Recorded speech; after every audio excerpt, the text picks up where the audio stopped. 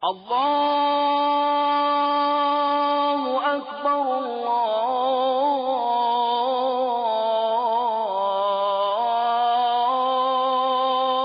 أكبر. أعوذ بالله السميع العليم من الشيطان الرجيم. بسم الله الرحمن الرحيم. El-Karim. Voilà un nom qui est très connu. À travers le monde, combien d'hommes, combien de jeunes hommes s'appellent Karim, le généreux, le très généreux. Et Dieu, l'unique, est le plus généreux des généreux. Il est celui qui donne sans compter. Il est celui qui donne même si l'on retient. Il est celui qui donne sans attendre de retour. Le généreux est celui qui n'a pas besoin de nous et qui pourtant répond à tous nos besoins.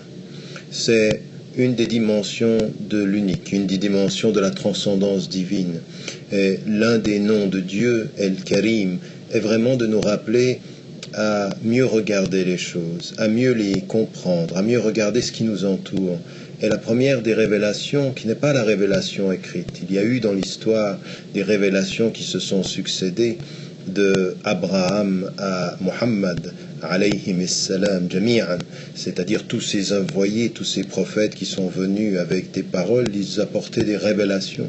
Mais il est une première révélation, et cette première révélation, c'est la nature, c'est l'univers, c'est ce livre ouvert devant nous que plus tard, au Moyen-Âge, certains appelleront le livre du monde, qui déjà est inscrit, est exprimé de cette façon dans le Coran, le livre du monde. Et quand vous regardez le soleil, quand vous regardez la lune, quand vous regardez les arbres, quand vous regardez les étoiles, quand vous regardez cette beauté qui vous est offerte, vous comprenez la générosité de l'un, la générosité de celui qui a tout créé et qui vous envoie la beauté dans l'expression même de la nature, car la nature est belle, elle n'est pas toujours compréhensible, il y a parfois des choses qui peuvent nous paraître cruelles, même entre les animaux, et pourtant il y a un cycle, il y a un équilibre, il y a une générosité naturelle de cette eau qui vient se répandre partout et qui donne cette diversité de végétation, de ce désert qui se réveille à l'appel de l'eau.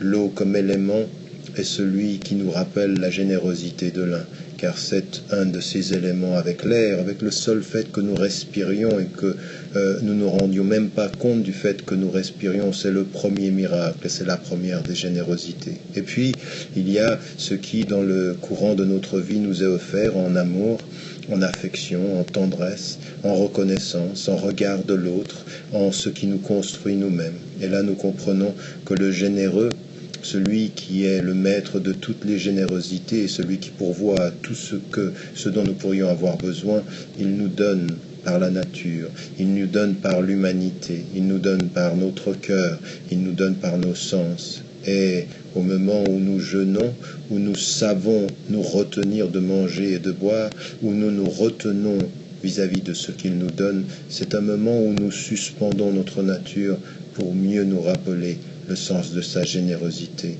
Quand le maghrib, quand le coucher du soleil vient et que nous rompons le jeûne, alors nous savons ce qu'est sa générosité.